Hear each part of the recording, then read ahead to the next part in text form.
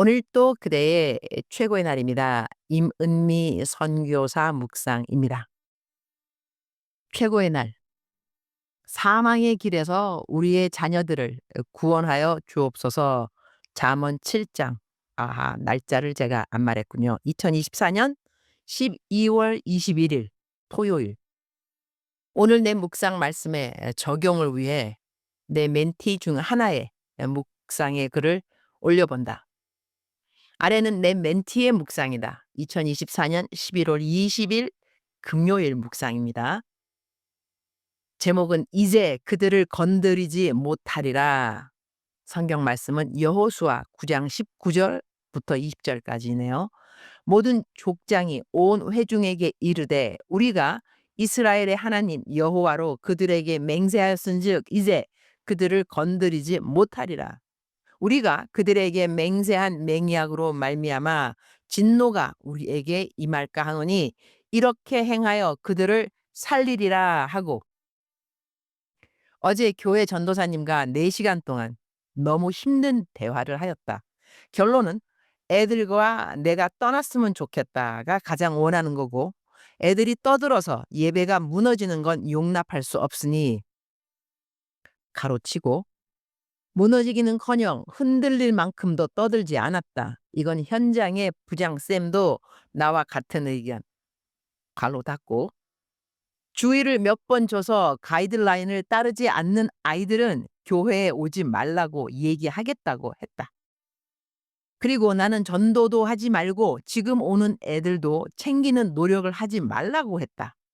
그럼 안 챙겨도 오는 애들도 생겼는데 걔네들은요 했더니 자발적으로 오는 아이들까지는 예배 드려도 된다고 했다. 하지만 제재를 할 거고 말을 안 들으면 교회에 못 온다고 했다. 내가 할 수 있었던 이야기는 그 아이들을 그러면 내보내는 걸 목표로 하지는 말아주세요. 최대한 안 내보내는 방향으로 해주세요. 교회에 오지 말라는 대신에 예배실 밖에 다른 방으로 보내는 건 안 될까요? 구차하지만 좀 매달려 보았다. 그리고 지난 3년 동안 물의를 일으켰던 건 아니에요. 한 명이 4명이 되고 4명이 10명이 되고 10명이 20명이 되고 하던 그 시간들 동안 함께 애들을 겪고 알아갈 시간이 현장에서 충분했는데 그 시간들을 다 지나고 그 시간들 동안 관심도 없다가 최근에 일어난 물의 몇 가지로 내보내겠다고 통보하는 마지막에 유일한 대화 너무하지 않나요? 저도 외지 사람이었잖아요. 저와 애들은 처음에 소수였어요. 그동안 내가 이 아이는 이런 아이예요. 저 아이는 저런 아이예요.를 틈틈이 말해도 듣지 않는구나를 알고 체념하고 내 할 일만 최선을 다하자 하면서 보내온 시간은 주님만 아신다. 그리고 종종 내게 다가와 감동받은 마음을 이야기해 주시고 따뜻한 시선을 보낸 선생님들도 계셨기 때문에 전체 의견이 아니라는 것도 안다. 하지만 공식 입장이라고 말했으니까 억울해도 어쩔 수 없는 것 같다. 그런데 내 마음 상한 것은 주님이 알아주시니까 언젠가는 괜찮을 것 같아. 하지만 애들이 실족하는 상황이 생길까 봐 손거리를 잡고 열까 말까 하는 아이들의 마음의 문에 대못을 박아서 걸어 잠그는 일이 생길까 봐 무섭다. 그런데 그걸 아는가? 요즘 학교의 세상 교사들보다 교회 어른들이 더 용납이 없다는 걸. 아무리 눈에 대들보가 있는 흠 많은 세상 아이들이라 해도 요즘 학교의 인권이 우세해서 그게 꼭 옳은 게 아니라 할지라도 훨씬 더 나은 대우를 받는 게 합당하다고 스스로 생각하는 세대이기 때문에 교회는 더 냉정한 곳으로 비칠 수 있다. 살인자도 변호사의 변론을 듣고 판결해야 하는 세상이고 못된 학폭 가해자도 교사로서는 따뜻하고 인격적으로 중립을 지키며 대해줘야 한다. 다음 세대는 그것이 이미 익숙한 세대의 아이들이다. 그리고 우리 애들이 예쁜 아이들이 아니라는 걸 나도 알고 있다. 그래서 마땅히 어디서나 사랑받을 수 있는 아이들이 아니라 은혜로 사랑받아야 하는 아이들 같다. 그런데 정말 은혜를 받을 수 있을까? 다른 곳에서도 버려지면 어떡하지? 하는 마음이 든다. 울컥하네요. 기브온 족속은 살고 싶어서 이스라엘 민족 옆에 구차하게 붙어서 결국 살아남을 방법을 찾았다. 살아남는 은혜를 결국 누리게 된 것 같아서 기브온 족속이 부럽다. 나는 이 아이들을 볼 때 어떤 이유로 내게 달라붙든 어떤 연유로 나와 연결되든 결국 '이 아이들은 생명을 찾는 거구나. 살려 달라는 거구나.' 그런 생각이 든다. 아무리 거친 사람이라도 물에 빠져 살려 달라는 사람의 내미는 손을 잡을 수 있는데도 잡지 말라는 건 나는 도저히 못할 것 같다. 그리고 물에서 건져내었는데 살린 보람이 없으면 다시 물에 집어넣으라는 것도 나는 못할 것 같다. 물에 빠진 사람을 건져낼 수 있도록 하나님이 길을 내시겠지. 한 문을 닫으면 다른 문을 여시겠지. 그런데 내가 용기를 잃지 않았으면 좋겠다. 그리고 아이들이 실족하는 일이 안 생기도록 주님이 눈도 가려주시고 귀도 가려주시기를, 그리고 그분들께 주님이 지금 이 시간이 아니라도 꼭 하나님 마음을 배울 수 있는 기회와 경험을 꼭 주시기를 그렇게 기도할 거다. 기브온 족속을 건드리지 못하게 한 여호와로 인한 맹세가 우리 아이들에게도 나에게도 임하는 은혜가 있기를. 예수님이 계신 곳이면 아무리 냄새나는 마구간이라도 찾아가고 싶다. 이 성탄의 시기에 예수님 마음이 있는 곳, 예수님 계신 곳을 내가 찾아갈 수 있도록 동방 박사에게 보여주신 별을 내게도 또 올려 주시기를. 울컥하네요. 여기까지가 내 멘티의 묵상인데, 이 멘티는 중학교 교사이다. 아이들을 기독 동아리로 오라고 해서 만나 그 아이들을 근처의 교회까지 인도하는 일을 했다. 지금까지 아마 200여 명의 학생들을 기독 동아리에 그리고 교회로 인도한 것 같다. 기독 동아리에 온다고 해서 다 교회로 오는 것은 아니다. 요즘 중학생들 전도하기 쉬운가? 절대로 그렇지 않다.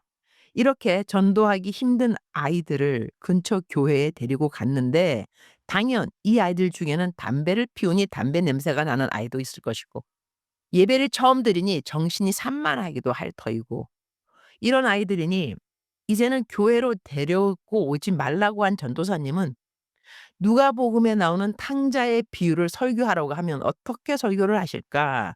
그런 생각이 든다. 오늘 내 멘트의 묵상을 요약하려고 했으나 가감없이 그대로 올렸다.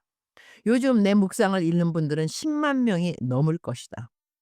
이분들 중에는 도대체 이 교회가 어느 교회일까? 어떤 교회이기에 이렇게 제 발로 들어온 아이들에게 이런 가이드라인을 줄 수 있을까? 이런 생각을 하실 분이 있을 것 같다. 나는 교회 이름을 말하지 않을 것이다. 나는 지금 교회를 고발하는 것이 아니다. 나는 많은 상담을 받는데 당신 자녀들이 교회를 암만 가라고 해도 안 가는 자녀들의 이야기를 들을 때가 있다. 그런 케이스에 많은 경우는 교회에서 이 아이들이 어렸을 때 교회 어른들로부터 상처를 입어서인 것이다. 그 기억으로 인해 어른이 되고 난 다음 절대로 교회를 가지 않겠다고 말하는 자녀들이 많이 있다는 것을 우리는 알고 있는가? 오늘 내 묵상 구절은 아래와 같다. 개역 한글 잠언 7장 24절. 아들들아, 나를 듣고 내 입의 말에 주의하라. 25절. 내 마음이 음료의 길로 치우치지 말며 그 길에 미혹지 말지어다. 26절. 대저 그가 많은 사람을 상하여 엎드러지게 하였나니 그에게 죽은 자가 허다하니라. 믿음은 들음에서 난다는 성경 말씀이 기억난다. 장난 많이 치고 학교에서 사고를 치는 사고 뭉치라고 할지라도 일단 교회를 와서 하나님의 말씀을 듣게 되면 믿음이 생기게 된다. 그런데 하나님의 말씀을 들을 수 있는 기회를 우리 어른들이 이 아이들에게 주지 않게 된다면 우리는 아래의 성경 말씀에 대하여 어떤 생각을 가져야 할까? 마태복음 18장 6절. 누구든지 나를 믿는 이 소자 중 하나를 실족해 하면 차라리 연자 맷돌을 그 목에 달리우고 깊은 바다에 빠뜨리우는 것이 나으니라. 7절. 실족해 하는 일들이 있음을 인하여 세상에 화가 있도다. 실족해 하는 일이 없을 수는 없으나 실족해 하는 그 사람에게는 화가 있도다. 주님 오늘 또 최고의 날입니다.